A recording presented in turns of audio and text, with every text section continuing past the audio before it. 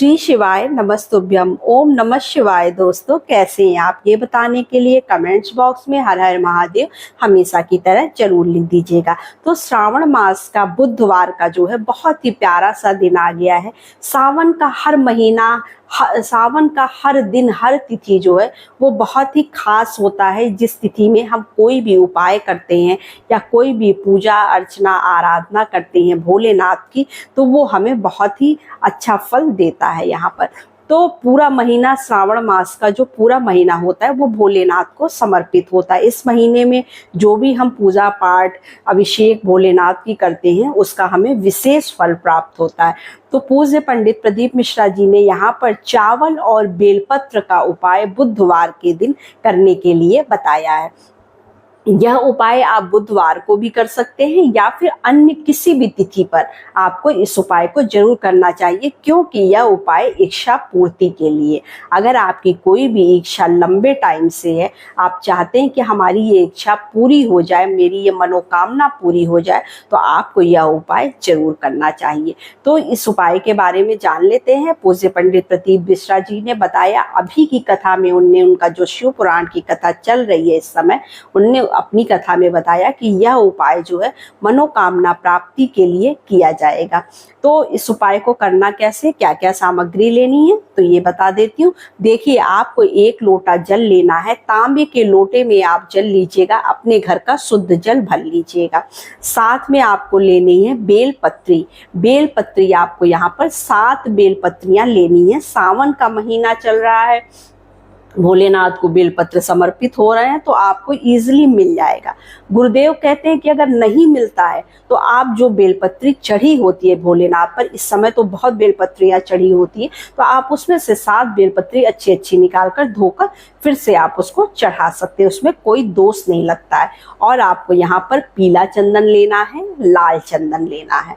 अब हमें क्या करना है ये समझ लेते हैं। तो देखिए, इस उपाय को करने के लिए हम जो बेलपत्री लेंगे, 7 बेलपत्रियां, 7 बेलपत्रियां देखिए कटी फटी नहीं होनी चाहिए, अच्छी बेलपत्री आप लीजिएगा, छोटी छोटी सुंदर बेलपत्र। उसमें जो बीच की पत्ती होगी, जो बीच में लंबी पत्ती होती है सबसे ऊपर, उस सभी पत्तियों पर आपको लाल चंदन का टीका लगाना है। सभी पत्तियों पर बीच की पत्ती में लाल चंदन का टीका लगाना है, और जो डंडी नीचे की तरफ आती है उसमें सभी पत्तियों में पीला चंदन लगा देना है। इतना समझ गए आप।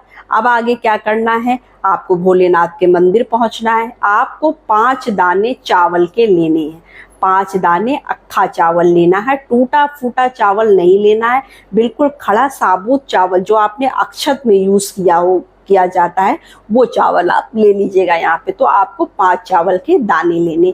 अब ये सारी सामग्री लेकर हम भोलेनाथ के मंदिर पहुंचेंगे। वहां पहुंचकर आपको क्या करना है, सर्वप्रथम आप अपना नाम और गोत्र बोलते हुए जो भी आप जल का लोटा लेकर गए, देखिए पहले तो मंदिर पहुंचकर तुरंत हमें जल नहीं चढ़ाना चाहिए, क्योंकि वहां पर जाने के बाद थोड़ा देर ठहरिए, भोलेनाथ को दर्शन कीजिए, हाथ जोड़िए। उसके बाद बहुत सारी अगर बेलपत्रियां वगैरह चढ़ी हुई हैं उस पर, तो थोड़ा सा हटाकर आप पहले किनारे हटा दीजिए। उसको आपको इधर उधर फेंकना नहीं है, वहां पर रखने की भी जगह होती है। आप वहां पर वो निर्माल्य को उठाकर एक जगह किनारे पहले रख दीजिए। फिर आप जो है अपना नाम और गोत्र बोलते हुए उस जल को समर्पित करेंगे भोलेनाथ के ऊपर। उसके बाद आपने जो 7 बेलपत्रियां ली हैं जिनमें आपने पीला और लाल चंदन लगाया है, उसको क्या करना है कि जो आपको एक पत्ती पर क्या करना है, सिर्फ एक पत्ती पर वो 5 दाने चावल के जो लिए हैं आपने, उसको हल्का सा गीला करके पत्ती के ऊपर रख दीजिएगा। बाकी पत्तियां आप इस तरह से अपने राइट हैंड पर रख लीजिएगा, मतलब सीधे हाथ पर रख लीजिएगा।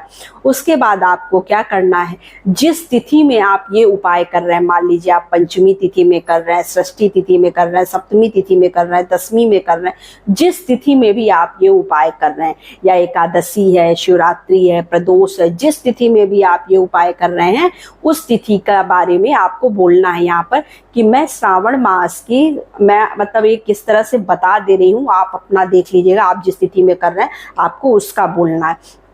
तो आप बोलिएगा कि मैं श्रावण मास की षष्ठी तिथि या सप्तमी तिथि में यह उपाय कर रही हूँ और मेरी ये मनोकामना है प्रभु जल्द से जल्द ये पूर्ण हो जाए। इस तरह से आपको बोलना है। और जो पहली पत्ती आपने चावल वाली ली है उसको क्या करना है, माता अशोक सुंदरी के स्थान पर चढ़ाना है।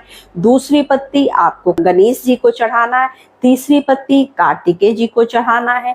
चौथी पत्ती भोलेनाथ के कंठ पर चढ़ाना है। पांचवी पत्ती आपको भोलेनाथ के जो है शिवलिंग के ऊपर चढ़ाना है। छठी पत्ती आप क्या करेंगे, जो आपने देखा होगा कि भोलेनाथ के ऊपर एक कलश बंधा होता है जिसमें से पानी गिरता रहता है उनके ऊपर हमेशा, उसमें एक पत्ती आपको डालनी है। और एक जो लास्ट पत्ती आपकी सातवीं पत्ती बचेगी उसको आपको जो है वो नंदी महाराज को चढ़ा देना है। इस तरह से आपको इस उपाय को करना है। आप जिस तिथि में करेंगे ये जरूर याद रखिएगा कि जिस तिथि में आप इस उपाय को कर रहे हैं उस तिथि के बारे में, उस तिथि को आपको बोलना जरूर है यहाँ पर। तो इस तरह से अगर आप यह उपाय करते हैं तो आपकी जो भी इच्छा है, जो भी मनोकामना, जो भी विशेष है वो जल्द से जल्द पूर्ण हो जाएगी। क्योंकि सावन का महीना इतना पवित्र महीना होता है कि इस महीने में हम जो कुछ भी पूजा पाठ धर्म करते हैं उसका फल हमें जरूर मिलता है। तो अब हम बढ़ते हैं अपने दूसरे उपाय की तरफ। तो यहाँ पर मैं आपको जो दूसरा उपाय बताने वाली हूँ वो कार्य सिद्धि के लिए है। अगर आप कोई भी कार्य करना चाहते हैं, जैसे आप नया व्यापार शुरू करना चाहते हैं या कोई भी नया कार्य, मकान बनवाना चाहते हैं या आपका कोई बहुत ही लंबा बहुत टाइम से कोई कार्य अटका पड़ा है जो पूर्ण नहीं हो पा रहा है, उन सब कामनाओं के लिए आपको यह उपाय जरूर करना चाहिए। तो देखिए यहाँ पर पंडित जी ने बताया कि यह जो उपाय करेंगे इस उपाय को नंदेश्वर महादेव के नाम से हम करेंगे, क्योंकि यह सिद्धि के लिए उपाय हमें करना है। तो किसके नाम से करेंगे, नंदेश्वर महादेव के नाम से। अब बताते हैं कि यहाँ पर आपको कौन कौन सी सामग्री चाहिए उपाय करने के लिए। तो देखिए पहले तो आपको 1 लोटा जल लेना है, 1 लोटा जल लेना है, लाल चंदन लेना है, 2 बेलपत्र लेनी है। आपको बेलपत्र इजिली मिल जाएगी, ना भी मिले तो आप शिवलिंग के ऊपर से 2 बेलपत्र लेकर धुलकर चढ़ा सकते हैं, उसमें कोई दोष नहीं होता है।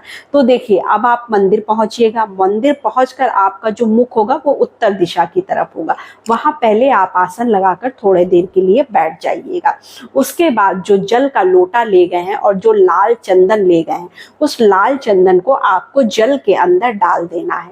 और उसके बाद भोलेनाथ पर आपको श्री शिवाय नमस्तुभ्यम का जप करते हुए इस जल को भोलेनाथ को समर्पित कर देना है। उसके बाद आपको आगे क्या करना है, जो आपने बेलपत्री ली है वो दोनों बेलपत्र आप भोलेनाथ को मतलब आपको समर्पित नहीं करना है, उनको टच करा के उनको छुआकर आपको जो है क्या करना है, अब इसे आगे उपाय में बताऊंगी कैसे करना है। ध्यान से चीजों को सुनिएगा। देखिए जो नंदी जी महाराज बैठे हुए हैं मंदिर में, तो वहां पर हमें क्या करना है, जो नंदी जी का जो उठा वाला पैर होता है वहां पर आपको नहीं, जहां जो पैर आप थोड़ा सा मतलब दबा हुआ होता है उस पैर के पास आपको 1 बेलपत्री समर्पित करनी है। और बेलपत्र कैसे समर्पित करनी है, जो डंडी वाला हिस्सा होगा वो उनके पैर की तरफ होगा और जो पत्ती वाला हिस्सा होगा वो भोलेनाथ की तरफ होगा।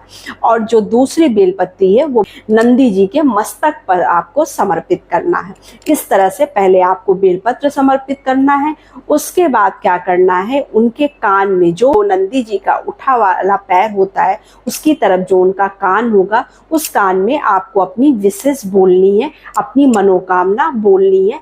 पहले आपको क्या बोलना है, पहले आपको नंदी जी के कान में जो है सुयसा बोलकर, क्या बोलना है, सुयसा, सुयसा बोलकर आपको आपकी जो भी मनोकामना है, जो भी इच्छा है, जो भी सिद्धि के लिए आप जिस चीज के लिए भी यह उपाय कर रहे हैं आप उसे अपनी मनोकामना उनके कान में बोलना है। आपका जो है जो भी कार्य है, जो भी आप चाहते हैं वो जल्द से जल्द पूर्ण हो जाएगा। तो ये उपाय आप सावन के महीने में जरूर करिएगा। गुरुदेव ने बताया कि यह उपाय एक चमत्कार की तरह है। आपका जो भी कार्य, अगर आपका कोर्ट कचहरी से संबंधित कोई भी कार्य अटका हुआ है वो शीघ्र पूर्ण हो जाएगा। तो बस यही छोटी सी वीडियो थी, छोटी सी जानकारी थी। वीडियो अच्छी लगे तो चैनल को लाइक सब्सक्राइब जरूर करिए। तो नमस्ते फ्रेंड्स, ओम नमः शिवाय, हर हर महादेव।